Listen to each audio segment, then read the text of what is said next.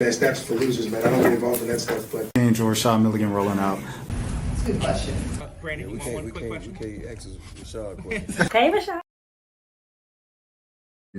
Yo, okay. I was muted for some reason. But anyways, welcome back to the channel. My name is Rashad Milligan, man. This is the Road to 5K subs if you are new to the channel. The first thing I wanted to say, I kind of wanted to give like a little, I don't know, a PSA or something. It was something that frustrated me right before I went live tonight. And that's this entire thing with okay, all right. I'll try to give the brief Cliff Notes version.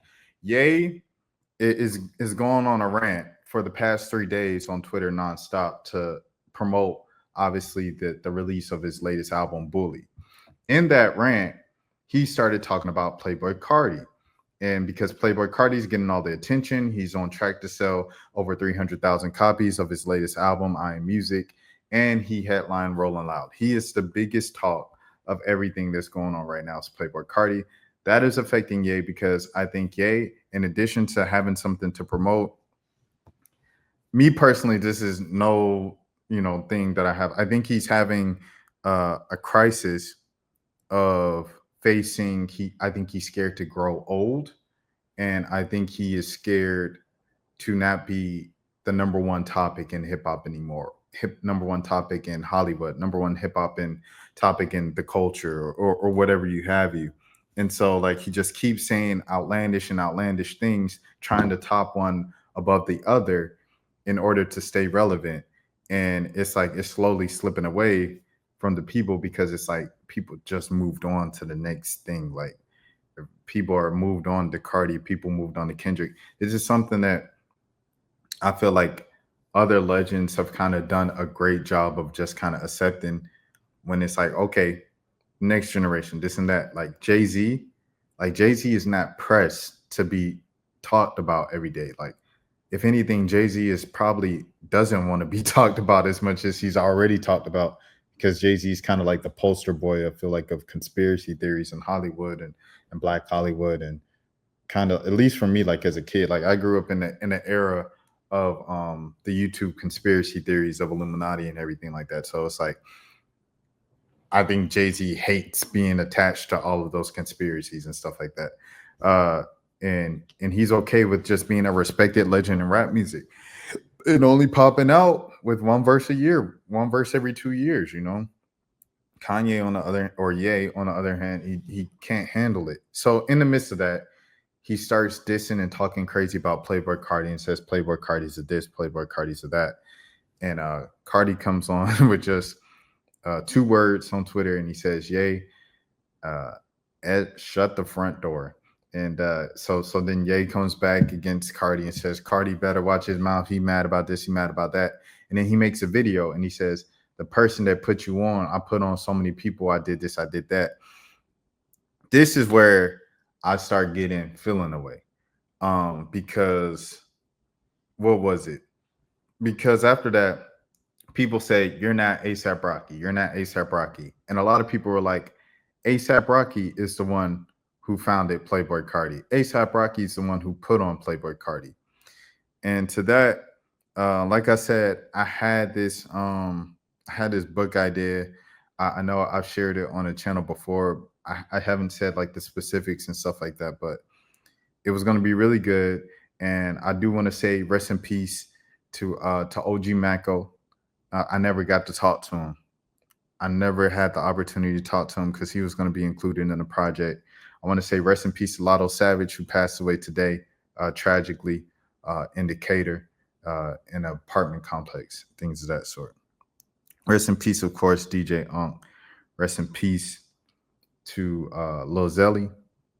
Rest in peace to Rich Homie Quan. And yeah. So with that being said, a couple minutes ago before I got on here, I just tweeted out an old story that I did. And it's a very, very brief kind of just summary, surface level summary of what Awful Records and everything like that and the underground Atlanta scene in the mid-2010s mean to Hollywood and the music industry now in the 2020s. And it's such a passionate thing for me because for me, it's an obvious thing. Like I always say, I went to school at Georgia State, so I lived in the Lofts dormitory, which is on Edgewood Avenue. Edgewood was the epicenter of the Atlanta underground scene and culture and stuff like that. Kind of the weird alt hip hop and everything like that was on Edgewood Avenue. I wrote for A3C blog 2015, 2016. So it's like at the peak of it, I was there. You know what I'm saying? I wasn't outside as some other people and stuff like that. Like I focused a lot on studies and I was covering sports, obviously at the paper and the student newspaper at the time, but I was there just about, you know, more than a lot of other people that I'm really, really understanding now, because you have to think like if Carti has a fan that's 17 years old, that fan was born in 2008. So in 2014, 2015, they're 6, 7 years old.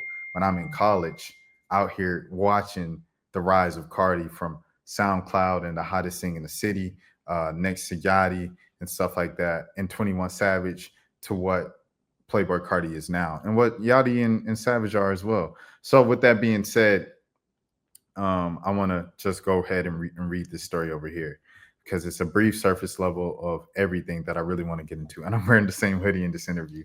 Shout out to Cootie Breeze, man, on that real Southern playlistic Southern music, you know what I'm saying? But yeah, that's my dog, Cootie Breeze, bro, for sure. I hope you're doing well. I texted him probably like maybe a month or two ago on some random stuff. And he was just like, love you, bro. And I was like, I appreciate that. He a real dude. Always wearing some Braves apparel, always repping the home team. Anyways, regardless, let's get into it. Real lyricist, if you want to listen to some real lyricism, if you miss that Southern flow and everything like that, Cootie Breeze. And shout out to Archibald Slim as well, another member of Awful. Anyways, how underground group Awful Records changed Hollywood and music. Iconic label celebrates 10th anniversary with upcoming show. Awful Records celebrates 10 years of music on June 15th at Terminal West in Atlanta. The label was founded by rapper and producer Father. Father attended Georgia State as a student before deciding he wanted to launch a group of collectives who he believed could make it far. In the summer of 2014, Father released a song called Look at Risk, which featured Key, I Love McConan. It was shot by Rich Plo Slim. Rest in peace to Rich Plo Slim. Key was a former member of the Atlanta collective 29. I believe he was a founder as well. McConan was a fellow underground artist at the time, months before releasing the track Tuesday. Look at Risk blew up, and so did Awful Records. The group featured a host of artists highlighted by Playboi Carti and Abra. Shout out to ETHEREAL as well, who ended up making a beat, who made Beef alongside Playboi Carti, which ended up getting remixed by Flo Milli and becoming a gold record. So all this stuff spawned out from Awful Records. Anyways, since then, Carti has become a superstar in music. But Awful's success doesn't stop there. In the era of Awful Records blow up in the mid-2010s, Atlanta had a surge of underground rap artists that had the youth in the chokehold. Many of the artists worked with and performed shows together. Father went to Georgia State, the same school creatives like OG Macko and Mike Will Made It went to around the same time. OG Macko, he blew up in the fall of 2014 with the single You Guessed It, which features Key. Macko's label, OGG, signed Doja Cat in 2015. Key had a number of creatives, record music in their family's house on the east side of Atlanta in 2015, like 21 Savage and Post Malone. Fast forward to 2024, Malone performed at the Super Bowl, while Doja Cat and 21 Savage has also become music superstars who headline arena tours. Doja Cat headlined Coachella this year. Illustrator Zach Fox is also a part of Awful Records. Fox has since become a successful artist, comedian, DJ, and actor on ABC's Abbott Elementary. Fox is also currently working on an anime series with Donald Glover. Ahead of Awful Records' 10-year anniversary show, Awful member Cootie Breeze stopped by Rolling Out to reminisce on a special short period in the Atlanta Underground that launched the shapeshifters of the mainstream pop culture a decade later. What should people expect from the anniversary show? First of all, 10 years is crazy. I'm grateful to be a part of the show, the brand, and the movement for 10 years. Even before that, because we were all friends before Awful Records. I don't know what you should expect from the show. It's going to be unpredictable, but it's going to go up. Awful Records, 10 years. I look at it about being about everybody else that was around that time too. They're also going to be able to be there to celebrate with us because they were also there on the come up. Anything anybody was doing, whether it was fashion, videos, photography, we all saw each other come up around the same time. Shouts out to Gunnar Stahl, who came up around that same time. Shout out to Pink Flamingo, a big Gwinnett legend over there and stuff like that.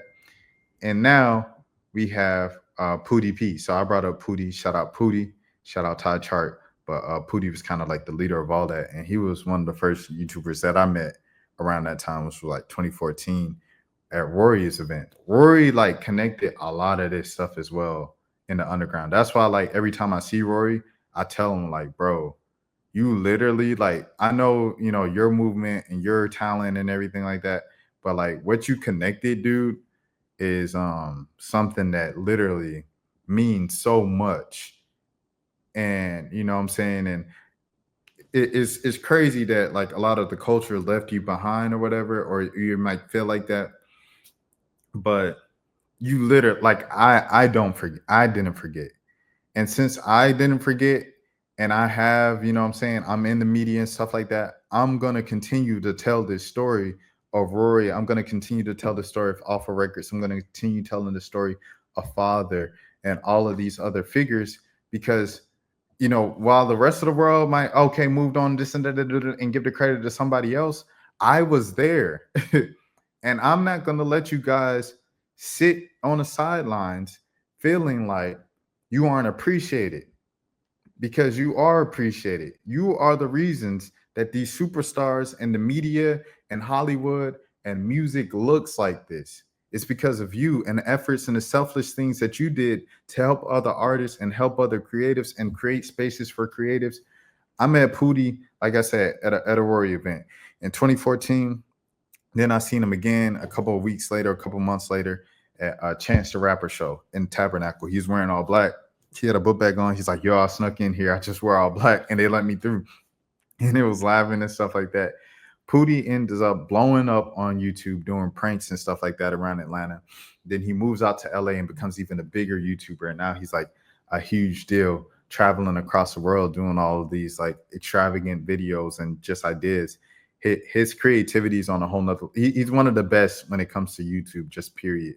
And comedic timing and just all of this stuff. So salute to Pootie P. But that spawned from the Atlanta underground scene of like just young people around that time in 2014, 2015, 2016.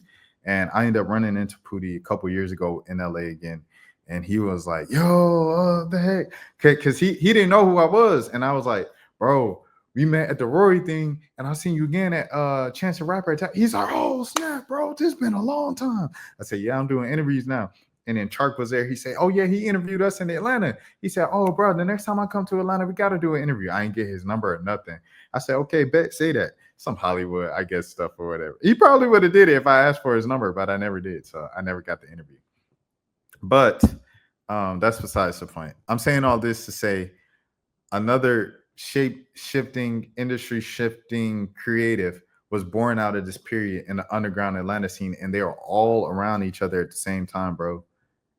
And it's like, so I'm not gonna let the people who are at the head of that, you know, who might not be as lit as those other creatives and stuff like that, that they helped, you know, get a hand, bring a hand up and bring them on stage with Curtis Williams, 2-9, Reese LaFleur. I'm not gonna let those guys just feel like everybody forgot about me, because I can't, you know what I'm saying? That's just not right for me, bro. Like, I have to tell these stories. If I'm the only person in media telling these stories, let it be. But I wasn't the only one around, and I wasn't even outside. Like I say, I'm not even no outside person, but I was outside enough to see who was popping and who was putting on who on stage. You know what I'm saying? So it's like, we not doing this revisionist history, and this history, it's important because I'm already seeing it slipping away, bro. You know what I'm saying? Like, these kids, like I said, if you are 17 right now, you were born in 2008. In 2015, you were 7 years old. You had no clue what was going on Edgewood at 7 years old. You had no clue. If you was listening to SoundCloud at the time, you was listening to like Water by Ugly God, XXXTentacion's biggest hit, Lil Uzi's biggest hit. Like, you're listening, like Lil Boat One Night. Like, you're not listening like deep into the crevices of what all was going on, and you weren't on the scene. You weren't at Edgewood and this and that, unless you was Lil PJ, Bankroll PJ. You know what I'm saying? So it's like it's important that we keep these stories alive because I already see it slipping away, and it's only 2025. So we have to make sure that we get this stuff on wax. We have to make sure that we document this stuff. I'm a hood historian. He's got to keep doing what he's doing. You know what I'm saying? I have to continue to do what I'm doing by interviewing these people and making sure they stay in front of the light, they stay in front of the camera. So we let the people know who these folks are that set up the place to get to where we at right now. But anyways, I brought up Pootie, and Cootie said everything that was underground at that time, 10 years later, a lot of those people are really big right now. So then I posted beef. I said, is Playboi Carti going to show up? He said, I don't know. Everyone should expect a lot of surprises, even if it's not going to be Playboi Carti. As much as I'm ready to see everybody perform, I'm really ready to just cut up and laugh at everybody because those Negroes are really hilarious. I hope Keith Charles comes back. Some other artists might pull up, younger artists who are popping right now. You might be brought to the stage. You just don't know. Another person who's around them a lot right now, Tony Snow, he's around them a lot and stuff like that. Spook, I believe Spook did a show with them and stuff like that. Like, I'm sorry, I'm getting a scrambled brain. But Father, he's still like, at the last time I was living in Atlanta full time, he was still doing like shows around the city and will bring like an up and coming person in Atlanta with them to perform with them and stuff like that. So have to show some respect to Father and Awful Records to prevent this erasure of their impact and their relevance and their importance in the world and the culture, all of those things, man. So I just had to say that. Okay, cool. So now that we said that, man, nice transition, right? That's for losers, man. I don't get involved in that stuff, but Angel Rashad Milligan rolling out. That's a good question. We can't ask Rashad questions. Hey, Rashad.